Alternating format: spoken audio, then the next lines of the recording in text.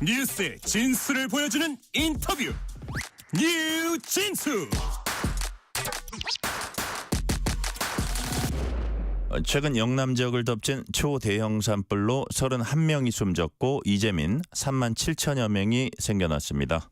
피해 규모 4만 8천여 헥타르, 서울 전체 면적 80%가 넘는 산과들이 불탔습니다. 이런 재앙은 언제 어디서든 다시 닥칠 수 있기 때문에 무엇보다 대비가 중요합니다. 고기현 한국 산불 학회장과 함께 얘기 나눠보겠습니다. 고기현 학회장님 어서 오세요. 예, 안녕하십니까. 자, 고기현 회장님께서는 오랜 시간 이제 공직자로서 산림청에서 일을 하셨습니다. 최근에 한국 산불학회 2대 회장으로 이제 취임을 하셨는데, 그럼 산불학회라는 게 그렇게 오래된 것 같지는 않은데 한국 예. 산불학회 어떤 일을 하는 곳입니까? 예. 이름에서 또 암시하듯이 산불로부터 숲을 보호하는 데 있어가지고 네. 연구와 또 기술 또 시스템이 중요하거든요. 그래서 이런 부분들이 그 학술 활동을 통해서 연구 개발을 하고 네. 세미나도 하고 하면서 당국을 또 산불을 관리하는 기관들에게 중요한 정보도 주고요. 네네. 또 시민들한테도 산불의 위험에 대해서 알리는 그런 역할을 하고 있습니다. 그러니까 이게 내 보니까 어떤 느낌이 드냐면 뭐 예를 들어 정치학회다, 경제학회다 이런 데는 물론 뭐 거기도 뭐 정치계의 어떤 재연도 하고 하겠지만 직접적인 연관이 좀 덜한데 그냥 그야말로 학문 그 자체인데 여기는 아무래도 좀 실제 정책을 집행하는 데하고 계속 유기적으로 좀 연관이 돼 있을 것 같다는 생각이 듭니다. 예, 그렇습니다. 예. 뭐 화재 이론 또 산불의 이론 네. 뿐만 아니고 산림의 그런 연료 상태 이런 것들을 또 조사하고 네. 또 연구하고 해서 이런 것들이 좀 정책에 좀 쓰이도록 하는 부분이니까 네. 여느 학회하고는 좀 다를 수가 있죠. 네. 자, 근데 한국 산불학회 홈페이지에 회장님 인사말에 인상적인 문구가 있습니다. 산림 관리와 산불 대응은 둘이 아니다. 한자로는 6글자네요. 이거 저희 같은 사람 너무 어려워가지고. 예. 요즘 AI가 다 만들어줍니다. 연불이. 예. 자, 이건 무슨 뜻입니까? 산불이 발생하는 곳이 어디죠, 앵커님? 산불이요? 네. 산 아니에요? 그렇죠, 숲이죠. 너무 어려운 예. 저 산림이죠. 당황했어요. 정답을 맞췄습니다. 와, 너 깜짝 놀랐어요. 제가 그 95년도에 공직 입문한 이후에 예. 산불 업무를 또 사무실에서 현장에서 여러 번 해왔는데 네. 산림 관리를 제대로 못하면 산불 대응도 어렵다라는 네. 생각을 굳히고 있습니다. 산불 났을 때 탈 수 있는 연료물 네. 나무죠. 나무 낙엽들인데 저렇게 숲에 쌓여 있으면 지금도 그렇지만 산불 진화는 어렵다. 점점 어려울 것이다. 그래서 그게 불이 났을 때 연료가 돼 버리는군요. 그렇죠. 예. 큰 산불 앞에서는 숲에 있는 나무, 낙엽 또 주변에 있는 구조물도 다 연료입니다. 그래서 네, 그렇군요. 산림 관리 정책 또 이런 숲을 어떻게 바라보는가에 최우선점을 네. 산불 위험에 지금은 둬야 된다 이런 뜻으로 해서 학회를 출발할 때 네. 그런 말씀을 드렸습니다. 자, 이번 영남 산불 보면 강풍이 아주 그 눈에 띄더라고요. 봄철은 뭐 기본적으로 건조하고 바람이 많이 불어서 산불에 취약하다 이렇게 볼 수 있는데 뭐 진화 헬기로 불을 잡으려고 하지만 사실 엄청난 강풍이 불어가지고 막 그 불이 사람의 진화 속도를 거슬러서 막 날아다니면 사실 이건 불가항력인데 이런 순간도 있을 것 같아요. 예. 전통적으로 봄철 네네. 건조 시기에는 강원도나 경북 지역에 동해안 지역에 그런 현상들이 많이 나타났습니다. 네네. 그런 이유로 해서 울진, 강릉, 속초, 고성 네네. 대형 산불이 많이 일어났는데요. 이런 강풍 현상이 의성하고 산청에도 일어났으니까 새로운 현상입니다. 내륙 지역에. 그렇죠. 바람은 있었지만 이렇게 기록적인 강풍으로 대형 산불을 만들어냈다는 것에 특히 주목을 해야 합니다. 네. 자, 그리고 요번에 이제 산불을 보니까 또 엄청나게 커진 게 그냥 하나만 막 잡으면 되는데 이게 동시다발적으로 여러 군데서 큰 산불이 나버리니까 우리의 어떤 진화 능력도 뭐 한정돼 있잖아요. 그러다 보니까 더 어려웠던 점도 있는 것 같은데 이게 결국은 부주의로 인한 작은 불씨가 이런 엄청난 화마를 갖고 오는 거 아닙니까? 이게 캠페인도 많이 하고 하는데 그게 쉽지 않은가 봐요. 예, 그렇죠. 최근 10년간 매년 발생하는 산불 건수가 네. 예, 질문 안 하겠습니다. 네네. 500건 이상 됩니다. 500건이요? 예. 저 물어보셨으면 대답 못했어요. 예. 500건 이상 감사합니다. 되는데 예. 이 중에서 대형 산불이 동시다발적으로 일어나면 진화 자원을 배분하고 그러니까요. 조기에 진화하는데 굉장히 어렵습니다. 그래서 그렇죠. 발견이 늦어서 또 대응이 늦기 때문에 또 산불이 대형화된다 이렇게 말씀드립니다. 네. 자, 그리고 요번에 이제 산불로 인한 사망자들이 이제 30여 명 나왔는데 그중에 진화대원 4명이 포함됐습니다. 산불 예방 진화대원들의 평균 연령도 60대로 높습니다. 이게 왜 약간 뭐라 그럴까요? 인구 구조랄까 이런 것들이 왜 이렇게 젊은 분들을 충원하기가 쉽지가 않나요? 왜 그렇죠? 그렇죠. 산불이 일어나는 지역이 뭐 네. 도시에도 일어나지만 대부분 또 산림 면적이 많은 지역이 또 농촌 지역이고 또 네. 인구 과소화 지역이거든요. 네네. 그래서 진화 인력을 또 감시 인력을 선발해서 또 배치를 하는 데는 그런 연령 구조 이런 것들이 영향을 미칩니다. 그래서 네. 고령자들이 채용이 되고 있다 이렇게 말씀드립니다. 자, 우리 박 회장님께서 산림청에 이제 재직할 때 여러 주요한 이제 보직을 거치셨는데 그 중에 하나가 제가 정확한 명칭은 아니지만 항공본부장 그런 산림 항공본부가 있습니다. 그렇죠. 산림청 산림 기관으로. 항공본부장을 이제 하셔서 그래서 제 생각에는 우리가 말한 어떤 진화 헬기나 이런 것들을 뭐 총괄하고 그러실 것 같은데 네. 자, 이게 뭐 예산의 문제도 있고 그렇겠습니다만 이제 언론에 나오는 얘기를 보면 노후 기종의 이제 소형 헬기. 그래서 사실 이번에 추락 사고도 있었고 보니까 또 의외로 그 추락 사고 난 헬기 그 기장이 둘 다 70대더라고요. 뭐 이런 것도 있고 기종도 노후화돼 있고 막 이런 것들을 보면 좀 우리가 빨리 예산을 땡겨서라도 좀 그런 걸 대형화시키고 좀 이제 좀 더 현대화시켜야 된다 이런 필요도 있을 것 같아요. 네, 안타까운 사고죠. 안타까운 사고고 지방 정부에서 임차를 하는 네네. 헬기가 2대가 추락을 해서 사고가 있었는데요. 네네. 이런 부분들 또 조종사들이 안전하게 할 수 있는 자동화 시설로 네네. 바꿔줘야 됩니다. 그리고 산불이 대형화되기 때문에 헬기 교체 네네. 구입도 대형 헬기로 교체를 해야 하는 사항인데요. 네네. 제가 항공본부에 있으면서 이런 헬기의 이런 구매 사업들을 했는데 그런 것들은 추진을 해야 되는데 네. 또 관찰하는 사항들은 헬기가 가진 한계 사항들입니다. 육안으로 비행을 하는 유인 헬기거든요. 예. 항상 리스크가 있고 또 아침에 이륙을 해서 산불을 꺼야 되는데 연무 상황으로 해서 그 이륙이 안 그러니까요. 되는 상황이 있습니다. 아까운 그러니까요. 시간들을 좀 소비를 시키는데 이런 거를 감안해서 드론과 같은 무인 항공기 능력들을 획기적으로 향상시켜야 된다. 그러니까. 여태까지 해왔는데 느렸습니다. 예. 배터리 베이스로 하다 보니까 이런 진화 능력은 안 됐는데 이런 예. 것들을 제도 개선을 통해서 무인기 능력을 강화시키면서 유무인은 복합으로 해서 대형화되고 동시다발적으로 나는 산불에 대응해야겠다 네. 말씀드립니다. 그러니까 이게 뭐 저같이 모르는 사람이 이렇게 산불을 끄는 걸 보면 막 엄청나게 불이 나는데 저 물을 쏟아서 과연 꺼질까 하는데 어쨌든 끄기 위해서 달려드는데 그걸 또 가까이 내려갈수록 위험하고 또 너무 멀리서 뿌리면 그건 효과가 덜하고 그러니까 어떻게 해서든지 가까이 가서 끌려고 또 할 거거든요. 그러니까 위험하지 않을 수가 없는데 그런 것들에 대비해서 드론 쪽으로 좀 비중을 늘리는 게 좋지 않겠느냐 이런 예. 정책적인 대안도 말씀해 주셨고요.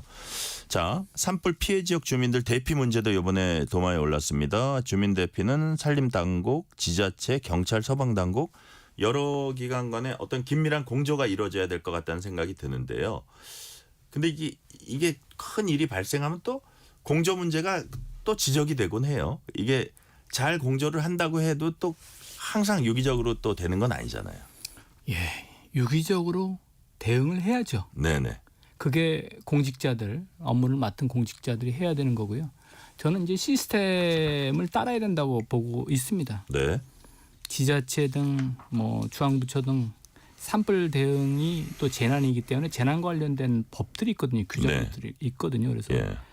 그런 것들을 지켜야 된다 말씀을 좀 드리고 산불이 당초 발생하는 곳의 진화 또 주택 시설 보호 또 주민 대피 또 문화재 보호 같은 다양한 임무들이 대형 산불에서는 발생을 하거든요. 네네. 해야 될 임무들이 그런 것들을 한 기관이 못하기 때문에 공조를 해야 됩니다. 그리고 지자체 단체장이 형식상의 지휘권자면서 자원들을 동원하고 또 주민들을 대피시키거든요. 네. 역할들이 있습니다. 그래서 산불과 관련돼서도 산불 진화 기간에 임무와 역할에 대한 규정들이 있어서 네. 역할 분담이 있습니다. 그래서 그런 부분들을 해야 되는 거고요. 안 지켜졌다 하면 그거는 다시 해야 되는데 이 순환보직하는 공무원들의 재난 대응 임무를 맡기기 때문에 직원들이 임무에 대한 경험이나 지식이 없을 수가 그러니까요. 있습니다. 그래서 예. 보안책으로 해서 산불 같은 경우는 산불 재난 위기 대응 실무 매뉴얼이 있고요. 실무 매뉴얼. 또 지자체에는 산불 재난 행동 매뉴얼이 있습니다. 네네. 이런 부분들을 실전 산불이 났을 때 익히는 것보다 네. 평소에 이 업무를 맡은 사람들은 다른 업무를 줄여주면서 이 업무에 숙지를 하면서 이미지를 그리면서 실제 산불이 났을 때 유연성을 발휘하면서 대처를 하면 되거든요. 네네. 근데 산불이 발생했을 때만 대응을 하려고 하다 보니까 이런 제도들이 있는데 교육 훈련을 소홀히 하고 또 안 하는 경우에는 공조의 문제가 발생할 수 있습니다. 그 큰 임무들을 어느 한 기관 한 부서가 할 수가 없는 거거든요. 그래서 평소에 교육 훈련을 하느냐 이 여부에 따라 가지고 공조 문제가 생기고 안 생기고 할 수 있습니다. 그렇죠. 네, 그래서 이 부분을 뭐 지역의 현실들 이런 거를 살피지 않고 단순히 지휘권 컨트롤 타워 문제로 한다고 하면 현장의 문제는 그대로 있겠다 말씀드립니다. 그 제가 이게 산불 진화 큰 산불 났을 때 진화하는 거 보면 일단은 빨리 꺼야 되고 또 사람을 살려야 되는 그 큰 축이 있잖아요. 중요하죠. 예. 요번에 제가 하나 느낀 게 이런 생각이 들더라고요. 보면서 뭐 어떤 그 외국인 노동자가 할머니들 7명 대피시켰다 뭐 이런 것도 나오는데 사실 농촌에 얼마나 고령층 위주입니까? 막 80 넘은 할머니들 많잖아요.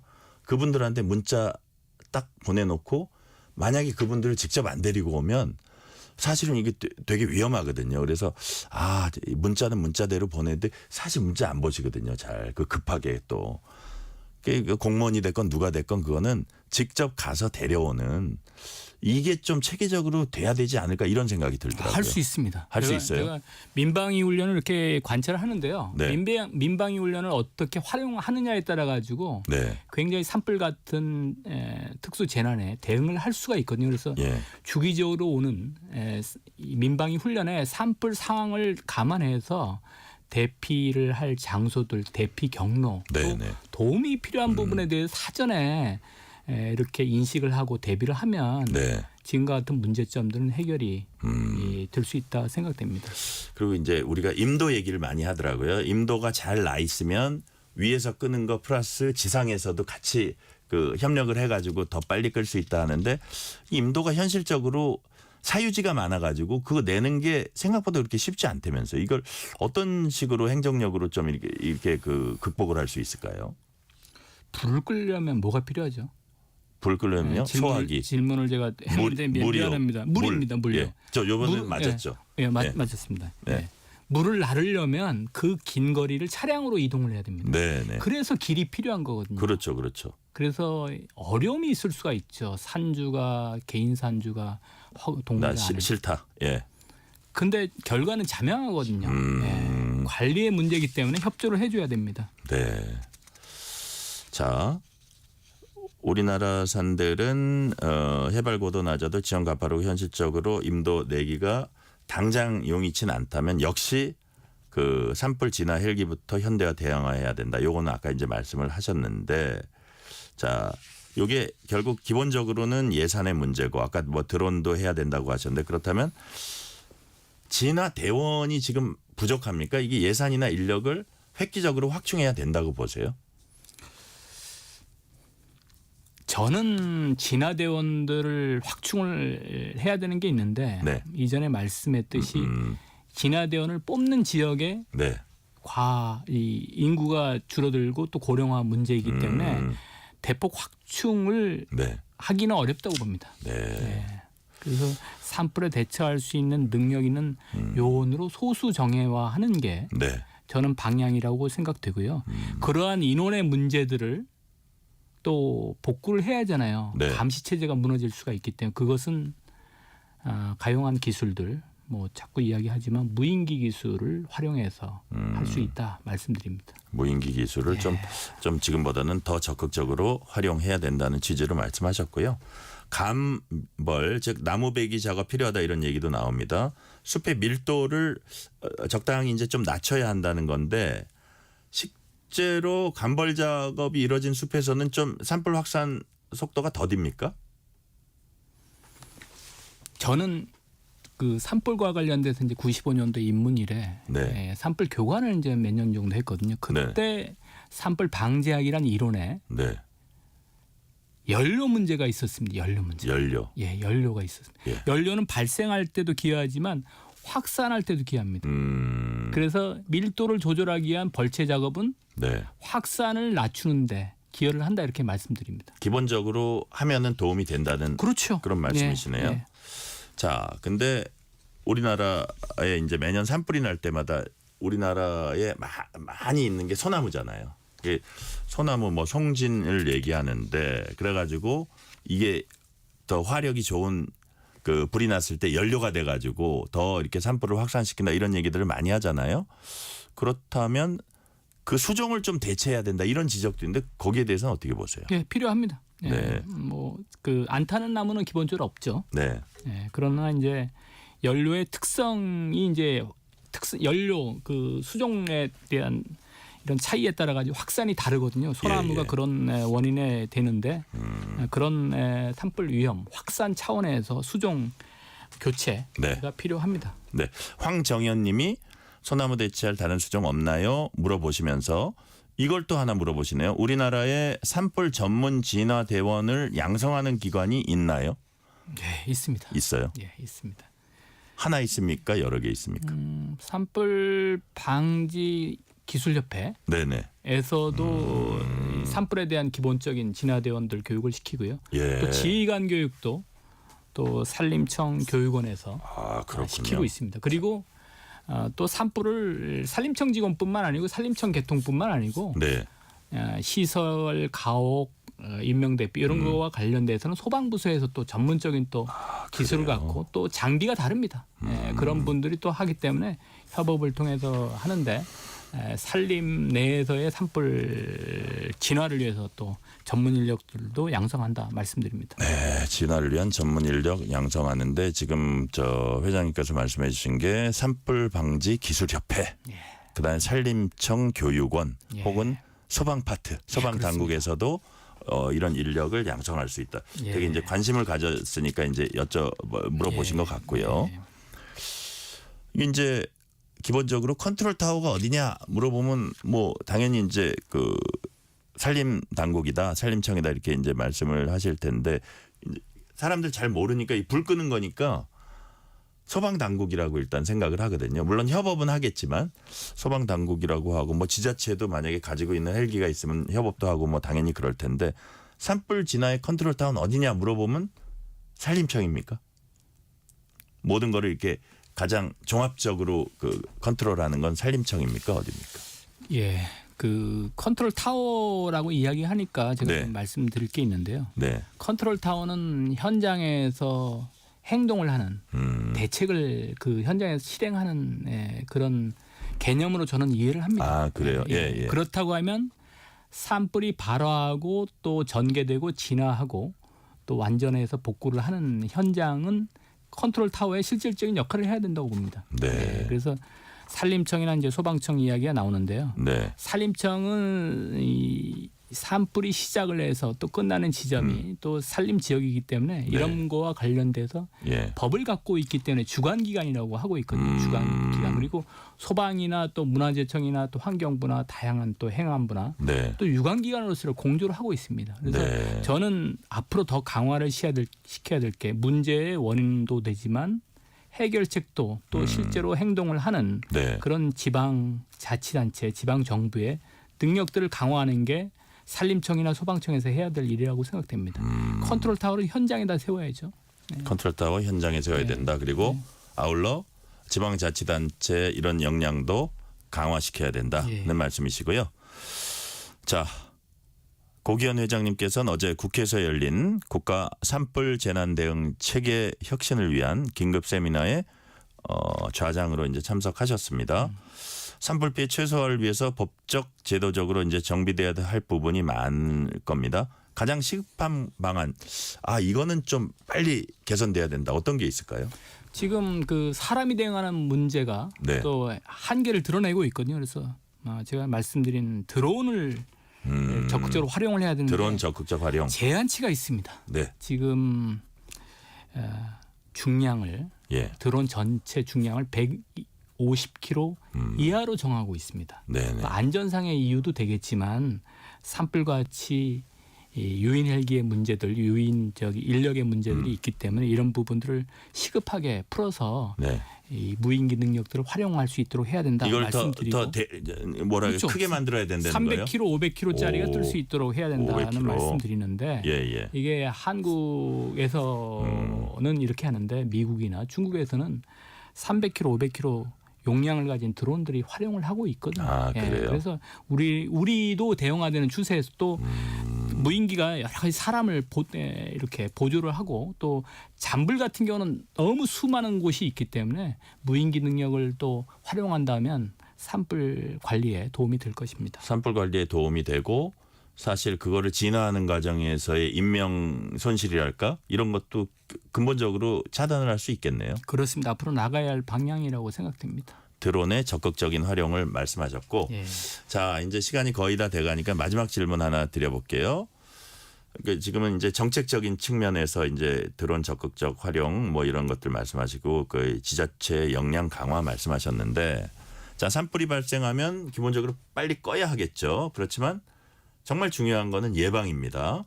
자, 이 방송 듣고 계신 전국의 청취자들께 우리 회장님께서 끝으로 산불 예방을 위해서는 꼭 이거는 해야 된다 하는 말씀 한 말씀 해주세요. 제가 이것은 해야 된다고 이제 이야기를 해달라는데 저는 반대로 하지 마라고 하는 이야기를 하겠습니다. 이거는 꼭 하지 말아라. 하지 말라. 예. 예. 이해됩니다. 예. 연료가 되는 숲 주변에서 열을 붙이는 거, 성냥 라이터 또 담뱃불 하는 거를 하지 말아야 됩니다. 하지 맙니다. 하지. 연료가 되는 거, 즉 네. 불 붙이는 거 하지 마라. 그리고 경북 산불, 영남권 산불 얼마나 피해가 컸습니까? 네네. 네. 그래서 그런 교훈들을 잊지 말아야 됩니다. 하지 마, 잊지 마를 우리 시민들한테 좀 드리겠습니다. 크게 보면 딱 두 마디 하셨는데 하지 마, 잊지 마. 예. 하지 마는 그 산에서 불 붙이지 마. 그렇죠. 연료되는 당국에서 산불 위험이 높다고 해서 설정한 기간이거든요. 입산 금지도 하고 그런 지역에 들어가면서 또 불 피우는 행위는 이중으로 해서 위반을 하는 거거든요. 그래서 이 영남권 산불에서 큰 피해를 입혔기 때문에 잊지 말아야 됩니다. 이런 교훈들을. 그렇죠. 하지 말아야 되고 우리가 그 엄청난 이 화재를 불러와 가지고 사람이 30명 이상 숨지고 막 엄청나게 상가들이 탔는데 지나고 나면 또 잊어요. 잊으면 안 됩니다. 잊으면 절대로 안 된다. 하지 마와 잊지 마. 그리고 하나 더 하면요. 지금 산불 시기가 이 장마철 오기 전까지 계속되거든요. 네네. 이 벚꽃이 이렇게 올라오는데 벚꽃이 올라오는 북상을 계속하고 있습니다. 그러나 그래요? 꽃 개화 시기보다 산불 시기가 더 깁니다. 그래요. 그래서 지금도 결코 방심하면 안 되네요. 그렇습니다. 대형 산불은 4월달, 5월달에 많이 났습니다. 오히려요.